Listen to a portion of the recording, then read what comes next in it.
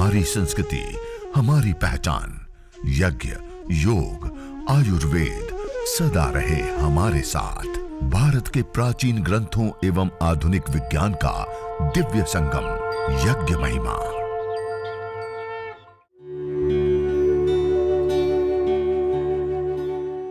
भारतीय संस्कृति में यज्ञ, योग एवं आयुर्वेद जैसी अमूल्य विद्याएं हैं, जिसका मूल है वेद। इतिहास की ओर दृष्टि डालें तो भगवान राम, भगवान कृष्ण से लेकर राजा महाराजाओं, ग्रामवासियों व अरण्यवासी ऋषियों की कुटियों तक नित्य व नैमित्तिक यज्ञों का प्रचलन देखने को मिलता है। फिर ये मधुमुक्ता। मधुमुक्ता नाम से आप परिचित हो गए होंगे। मधु अर्थात जो शुगर है, जो डायबिटीज़ है, चाहे वो टाइप 1 हो या टाइप 2 हो, किसी भी प्रकार के डायबिटीज़ में आप इस सामग्री का उपयोग कर सकते हैं। जैसे हम आयुर्वेद में सामग्री क्वाथ लेते हैं, काढ़े लेते हैं या वटी लेते हैं, मधु ग्रेट, मधु नाशनी वटी लेते हैं। अलग अलग हम क्वाथ के रूप में लेते हैं, गुड़मार के पत्ती लेते हैं। और कई की जो अत्यधिक समस्या है तो उनके पैर में आप देखे होंगे जो आक के पत्ते हैं उसको इस प्रकार से बांध कर रख देते हैं, तो उससे भी कंट्रोल शुगर हो जाती है। तो ये जो मधुमुक्ता सामग्री है, इस सामग्री को उसी प्रकार से इसमें भी घी मिला लीजिए, थोड़ा सा गुग्गल मिलाकर इसको भी आप धुनी दें। और उसी धुनी में जो आसन है, प्रथम तो जो मंडूक आसन है उसके भी 2 भाग हैं। मंडूक आसन के पश्चात जो शशक आसन है, फिर वक्रासन है, जितने भी पेट संबंधी हैं तो उन सभी आसनों को करने के पश्चात प्राणायाम है कपालभाति। तो इनके माध्यम से हम कम समय में किसी डायबिटीज के पेशेंट को, शुगर के पेशेंट को यदि महीना लग जाता है कंट्रोल करने में, उनको 15-20 दिन लग जाता है, परंतु वो जब सामग्री अर्थात यज्ञ पूर्वक योग करता है, तो यज्ञ पूर्वक योग करता है तो उनका जो टाइम है, समय है, वो कम हो जाता है। तो मैंने आपको बताया ये मधुमुक्ता हवन सामग्री, जिसमें जो गुड़माड़ है, नीम है, काल मेघ है, मेथी है, दालचीनी, अश्वगंधा, नील है, हड़ड़ है, छोटी गिलोय है, बहेड़ा है, हल्दी, चिरायता, जामुन, गुठली, काली जीरी, कचूर, वासा और कुटज। तो इसमें अधिकतर जो कड़वी चीज़ें जिसके माध्यम से कंट्रोल को क्योर किया जाता है, उसको कंट्रोल किया जाता है।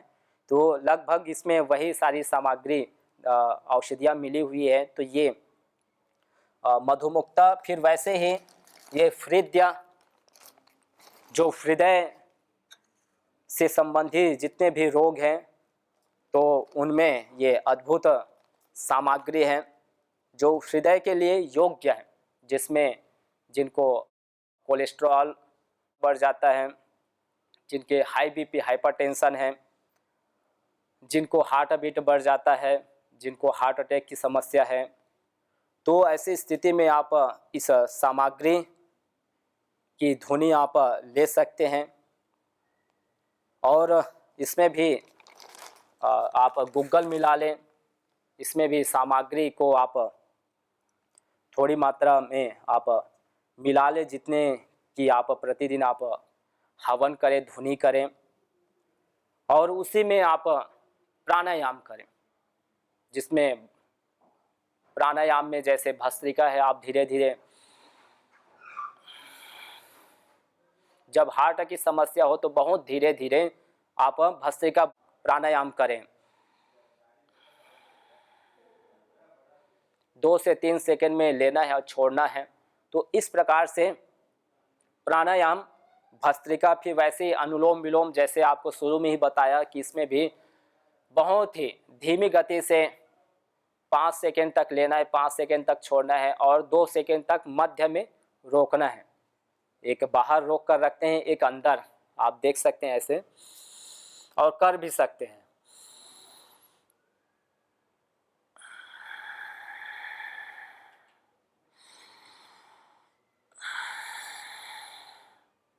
तो जब ऐसे हम प्राणायाम करते जाते हैं, इस प्रकार से जब हम धीरे धीरे योगाभ्यास हम करते हैं धीरे धीरे और श्वास की गति को हम बढ़ाते जाते हैं, तो उससे किसी भी प्रकार से हार्ट संबंधी जो रोग हैं, जिनके धड़कन अत्यधिक धड़कती रहती है, जिनके शरीर में कंपन होता रहता है हार्ट के कारण से, जिनकी हार्ट बीट ब्लड प्रेशर बढ़ जाता है, टेंशन के कारण से भी बढ़ जाते हैं, अन्य और जो गरम मसाले हैं उनके खाने के कारण से बढ़ जाते हैं। तो ऐसे स्थिति में जो ये फ्रिज हवन सामग्री है, इस सामग्री के माध्यम से हम कंट्रोल कर सकते हैं, और कंट्रोल ही नहीं बल्कि पूर्ण रूप से क्योर कर सकते हैं। तो ऐसे जिन रोगियों ने, मरीजों ने इस प्रकार से यज्ञपूर्वक योग किए, तो उन्होंने अपने इन समस्याओं से निजात पाए। फिर आगे मैं आपको बताना चाहूँगा, ये जो ज्योतिषमती हवन सामग्री जो शुरू में मैं आपको बताना चाह रहा था, लेकिन ये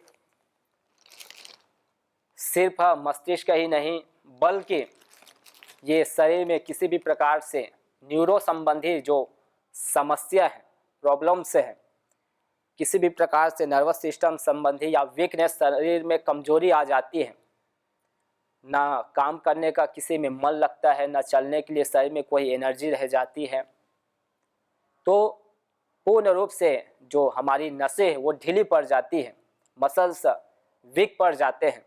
तो ऐसी स्थिति में ये जो ज्योतिषमत्यादि है, ज्योतिषमती जिसको मालकांगनी कहा जाता है, उनके ऑयल भी निकाला जाता है, उसको भी जब हम अपने नस्य के माध्यम से लेते हैं या जो दूध लेते हैं, तो उस दूध में 2 से 4 बूंद डालकर घोल कर लेते हैं, तो उससे भी शरीर में ताकत आती है। हमारे जो ब्रेन है वो किसी भी प्रकार से मस्तिष्क संबंधी रोग हैं तो उससे निवृत्त हो जाता है, और जो एक सात्विक हार्मोन्स है उसका प्रवाह होता है, तो हमारा शरीर पुनः धीरे धीरे एक्टिव हो जाता है, वीकनेस जो है हट जाती है। तो इसमें भी बहुत सारी जो सामग्री है, अधिकतर तो इसमें जो जैसे मेध्य सामग्री है, वैसे ही इसमें भी वही मिली हुई है। ज्योतिषमती है, शंखपुष्पी है, ब्राह्मी है, अश्वगंधा है, अगर तगर, तेजपत्ता, अपामा, इलायची, गुलाब पुष्प है, जटामासी, गुग्गल है, सर्पगंधा है, सफ़ेद चंदन है, पिपली है, तालिस पत्र है। तो इन सभी औषधियों से मिलकर ये सामग्री बनी है। तो इसके माध्यम से आप अपने किसी भी प्रकार से, जिनको एमएनडी जैसे रोग हो जाता है, मस्कुलर डिस्ट्रोफी जैसे, जिनको ऑटो इम्यून डिसीज़ जिसमें स्वयं अपनी जो प्रतिरोधक क्षमता अर्थात सेल ही आपस में लड़ने लग जाते हैं, अपने शरीर में आपस में विपरीत क्रिया होने लगती है, हमारे शरीर में जो प्रतिरोधक क्षमता है वो अपने आप में ही विषाक्त हो जाती है, जिसके कारण से हम कमज़ोर पड़ते जाते हैं। हमारा शरीर जो है दिनों दिन लूज पड़ता जाता है, वेट कम होता जाता है। तो ऐसी स्थिति में भी हम यदि इस सामग्री से हवन करते हैं और उसी की धुनी देते हैं, तो इस धुनी के माध्यम से, इस यजन के माध्यम से हम अपने आप को निकाल सकते हैं। और इसके पश्चात फिर हम धीरे धीरे प्राणायाम भी करें, अनुलोम विलोम भी करें। आप कहीं पर भी रह रहे हों, चाहे कहीं पर भी आप सेवा दे रहे हो, नौकरी कर रहे हों, तो आप उस जगह में भी कर सकते हैं। क्योंकि आज जब हम चारों ओर देखते हैं तो लोगों का घर से निकलना बहुत मुश्किल हो चुका है, और यदि निकल भी जाते हैं या निकलना चाहते हैं तो बाहर कहीं व्यवस्थित अस्पताल भी नहीं है, चिकित्सालय भी नहीं है जहाँ पर वो परमानेंट इलाज पा सकें, जहाँ पर वो अपने आप को स्वस्थ बना सकें, और जहाँ पर कम लागत में, कम खर्चे में वो पूर्ण रूप से स्वस्थ हो पाए, तो ऐसे बहुत कम स्थल बच गए हैं। तो क्यों न हम पुनः अपनी जो संस्कृति है, योग यज्ञ आयुर्वेद की यह जो त्रिवेणी संगम है, इस संगम में हम डुबकी लगाएं और डुबकी लगाकर अपने इस तन मन को हम स्वस्थ बनाएं, पवित्र बनाएं। तो सामान्य मैंने बताने का ये प्रयास आपको किया। अब ये समिधा है जिसे हमने हवन किए, तो ये गोमय समिधा, इसका नाम शायद आप समझता हूँ मैं कि आप परिचित हो गए होंगे कि गो मतलब गाय, और नाम संस्कृत में गाय इसलिए कहा जाता है गमनात गौ, कि जो हमेशा गमन करती रहती, चलती रहती है, उसको गाय कहा जाता है। तो इंग्लिश में भी गो मतलब जाना होता है, तो वही ये गोमय। तो गो गाय और मय मतलब होता है उसके जो विकार है, अर्थात उनके शरीर से जो भी तत्व बना हुआ है तो वो है, तो ये गोमय। तो गोमय का अर्थ हुआ गोबर।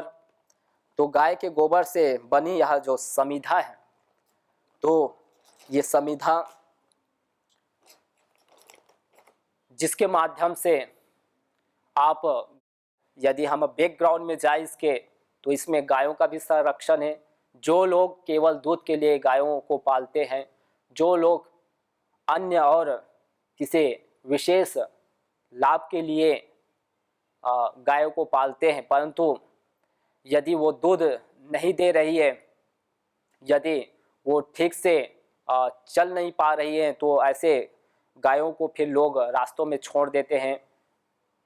ऐसे गायों को फिर वो कहीं और जो बुचर खाने हैं, कहीं कत्ल स्थान है, वहाँ दे देते हैं। तो हम जिसको हम माता कहते हैं, ऐसी माता को हम यदि किसी दूसरे के हाथ में दें, यदि उनको हम किसी दूसरे के हाथ के माध्यम से कटवाते हैं पैसा के लालच में, तो हम बहुत बड़े पाप कर रहे हैं कि अपनी माँ को इस प्रकार से हम दूसरे के हाथ में बेच रहे हैं, जिसके माध्यम से हमारा पालन पोषण होता है, जिसके माध्यम से हम खेती करते हैं, जिसके माध्यम से हम सुंदर व्यापार कर पाते हैं, सुंदर हम वाणिज्य बन पाते हैं। तो ऐसे जो गाय हैं, उन गायों को यदि हम इस गोमय के माध्यम से पालें, तो एक बहुत बड़ा हमारे लिए एक सेवा होगी, बहुत बड़ी सेवा होगी। तो आप गोबर के माध्यम से भी आप अपने घर को चला सकते हैं कि यदि दूध नहीं दे रही है तो कोई बात नहीं, लेकिन जो गाय हैं, जो घर में बैल हैं, बछड़े हैं, वो तो गोबर तो दे रहे हैं ना, तो उस गोबर के माध्यम से आप इस प्रकार से समिधा बनाकर भी आप अपने जो बेरोजगारी है या जो गरीबी है उसको आप दूर कर सकते हैं, और दूसरों को आप एक सुंदर समिधा लकड़ी के रूप में आप दे सकते हैं। तो ये इसीलिए ये बनाया गया है कि इससे गायों का मुख्य संरक्षण हो, गायों का पुनः पालन पोषण हो। और दूसरी बात है कि जो अन्य लकड़ी है, क्योंकि उसमें समय जैसे बरसात का आता है तो वो उसमें फंगस लग जाता है, फफूंद लग जाती है, उसमें अन्य और कीड़े मकोड़े लग जाते हैं, तो या फिर थोड़ी सी नमी के कारण से वो फिर गीली हो जाती है। तो ऐसी स्थिति में बहुत समस्या, और पेड़ों को भी काटते रहते हैं, उनकी कटाई की जाती है। तो उससे हम देख रहे हैं कि आज श्वास की कमी हो रही है, क्योंकि जंगलों की कटाई हो रही है, पेड़ों की कटाई हो रही है। तो पेड़ों की कटाई भी रुके, वनों का संरक्षण हो, तो वो भी एक उद्देश्य है। तो उन्हीं सभी उद्देश्यों को देखते हुए ये समिधा तैयार की गई है। तो इस समिधा के माध्यम से आप हवन कर सकते हैं। और तीसरी बात है कि ये अन्य लकड़ियों की अपेक्षा, आप जब लकड़ियों को रखते हैं और जब जलाते हैं तो धीरे धीरे आप देखेंगे कि लकड़ी जैसी जलती जाएगी वो टूटती जाएगी, और टूटकर पूर्ण रूप से समतल हो जाती है। परंतु ये जो है, जो गोबर है, ये गोबर की जो इसकी जो राख है, वो राख बनने के बाद भी आप देखेंगे जैसे आपने रखे वैसे ही वो उसी अवस्था में वो बनी रहेगी। तो इस कारण से अग्नि लंबे समय तक बनी रहती है, और जब लंबे समय तक बनी रहती है तो उसमें आप लंबे समय तक आप हवन कर सकते हैं, उसमें लंबे समय तक आप धुनी कर सकते हैं। तो एक अच्छी उपलब्धता, एक अच्छी सुविधा इस पतंजलि संस्थान के माध्यम से, और ऐसे बहुत सारे और हैं सेवक जो इस प्रकार से गायों के संरक्षण में लगकर जो गोबर हैं, गाय के जो उपले हैं, उससे सेवा कर रहे हैं, गायों को संरक्षण प्रदान कर रहे हैं। तो इस प्रकार से आप अपने घर में भी बना सकते हैं। घर में उपलब्ध नहीं तो आप पतंजलि संस्थान से आप खरीद भी सकते हैं। तो ये तो संविधा के बारे में हुई। फिर वैसे ही अन्य और जो संविधा है, तो उन संविधाओं में जैसे शुरू में ही बताया था कि आप आम है, बड़ है, पीपल है, पलास है, गूलर है, इनकी संविधा ले सकते हैं। परंतु उसमें संविधा हम चयन करें कि हम पेड़ों को काट कर संविधा न लें, जो कच्चे पेड़ है उसकी कटाई ना करें, बल्कि जो सूखे हुए पेड़ में उत्तम तो बताया गया है कि जो पेड़ में सूखी हुई जो लकड़ी है, उन्हीं लकड़ियों को हम संविधा के रूप में ले तो बहुत ही उत्तम होता है। तो इस प्रकार से ये संविधा है। फिर ये जो हवन किट, ये आप देख रहे हैं, जिसके पात्र आपके सामने, जिस पर हमने हवन किए, तो एक सुंदर ये किट भी तैयार की गई है। और हवन किट में भी जो हवन कुंड है वो कॉपर का हो तो सबसे बेस्ट अब उसको बताया गया है, क्योंकि जैसे आप देखते हैं जितने भी ये बिजली वाली तारे हैं, केबल से हैं, उसमें अधिकतर आपको मिलेंगे तांबे के तार। क्यों? क्योंकि ये सबसे अधिक सुचालक ये वस्तु होते हैं, और इस कारण से अग्नि जो बिजली है, जो करंट है, वो तुरंत तरंग के माध्यम से पहुंच जाती है। तो उसी प्रकार से जब इसमें हम हवन करते हैं तो इसका जो टेम्परेचर है वो कई गुना 200 से 600 सेल्सियस डिग्री तक की इसका जो तापमान है वो बढ़ जाता है। और भी इसको यदि हम उपयोगिता के दृष्टि से देखें तो जैसे इस पात्र में हम जल लेते हैं और इसको हम सेवन करते हैं तो इस जल की जो गुणवत्ता है वो कई गुना बढ़ जाती है, क्योंकि ये इसमें एसिड होता है। तो एसिड होने के कारण से इसमें किसी भी प्रकार से कीटाणु है, किसी भी प्रकार से बैक्टीरिया है, फंगल इत्यादि, तो उसको ये मारने का, किल करने का काम करता है।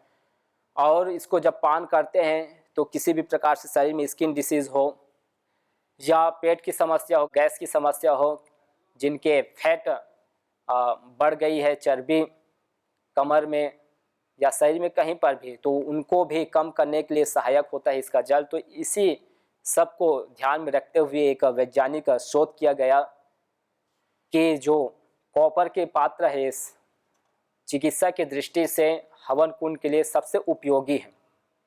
तो इसी को ध्यान में रखते हुए ये इस प्रकार से एक बहुत सुंदर इसको मेखला के आकार देते हुए इसको तैयार किया गया है। तो हो सके तो आप इस प्रकार से आप तांबे के कुंड खरीद सकते हैं, ले सकते हैं, या आसपास आप बनवा सकते हैं, जैसे भी साइज चाहिए, छोटा चाहिए, बड़ा चाहिए, और बड़ी संख्या में हवन करना है तो उनके लिए बड़ा कुंड आप तैयार कर कर आप पूरा लाभ ले सकते हैं। तो ये हवन किट, तो इस प्रकार से आप अलग अलग औषधियों का उपयोग लेकर, अलग अलग आप जो सामग्री है उनके उपयोग से किसी भी प्रकार के रोग हैं उसको आप दूर कर सकते हैं। और इससे अनेक लोगों ने अपने रोगों को दूर किए। जैसे मैं आपको एक बताना चाहूँगा, स्किन डिसीज़ की समस्या, एक राजस्थान की बहन जिनको उनके जो पैर हैं, पैर के जो तलवे भाग है, उसमें फंगल इन्फेक्शन हो गया था और उसको ठीक करने के लिए वो 4 वर्ष तक इधर उधर भटकती रही कि कहीं एलोपैथिक के माध्यम से अन्य से वो ट्रीटमेंट लें और उसके लिए उन्होंने फिर एलोपैथी के सहारा लिए। जो स्टेरॉइड्स हैं उन्होंने इंजेक्शन के रूप में लिए और उसके कारण से उनके शरीर में जो कमजोरी थी वो तो कहीं ना कहीं कम तो हुई, लेकिन साथ में उनको पीसीओडी हो गया और पीसीओडी होने के कारण से फिर उनके जो गर्भ संबंधी, जो मासिक संबंधी जो समस्या है वो और बढ़ गई। तो उनको ध्यान आया कि क्यों ना अपने जो पतंजलि संस्थान जहाँ प्राकृतिक रूप से चिकित्सा होती है वहाँ जाकर अपना ट्रीटमेंट लिया जाए और वो पतंजलि के योगाग्राम जहाँ प्राकृतिक रूप से चिकित्सा की जाती वहाँ पहुँची और जो उनके जो समस्या उनकी थी पीसीओडी की, उनको तो उन्होंने कंट्रोल कर लिए, परंतु उनके जो फंगल इन्फेक्शन जिसके कारण से वो अलग अलग दवाइयाँ लेती रही, अलग अलग वो और एलोपैथी के अन्य स्टेरॉइड जैसे इंजेक्शन लगाते रहें, लेकिन वो कंट्रोल नहीं कर पाए। परंतु उनको बीच में ऐसा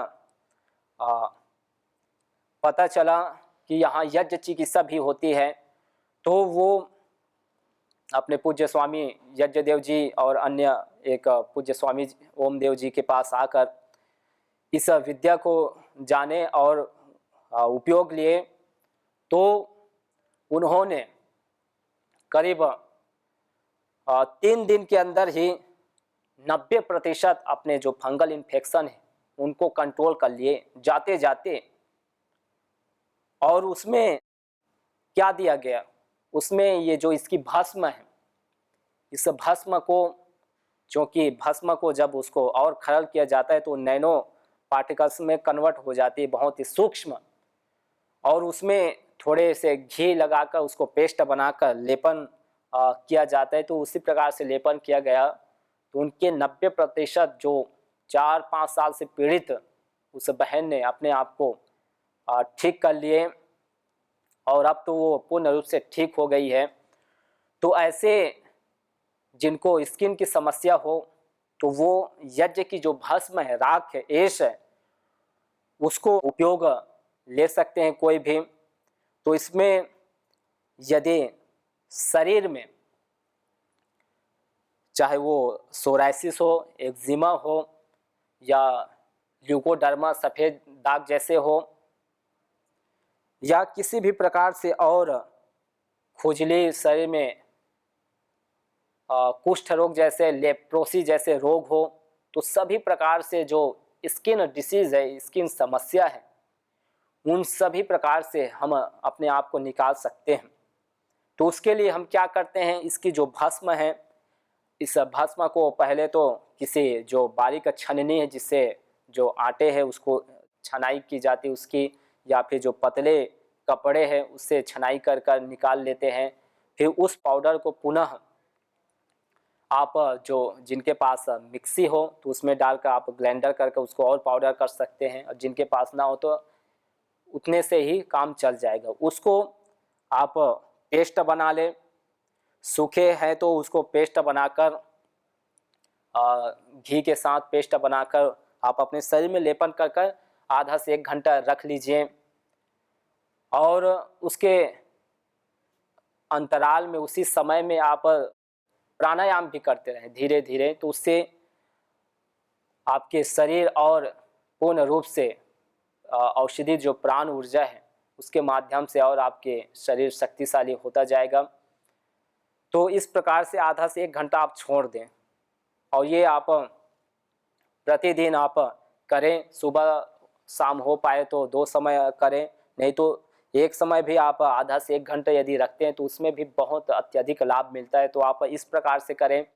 न जाने कितनों ने आहुतियां दी इन अमित्र रोगों के संतापों से, हे वर्तमान भी आज दुखित, न पूछो भविष्य के प्रकोपों से। प्रत्युष पावनी होती जहां, यज्ञानुष्ठान घर आंगन में, वहां मनुष्येतर सब झूमते, शांति भरे सुख आनंद से।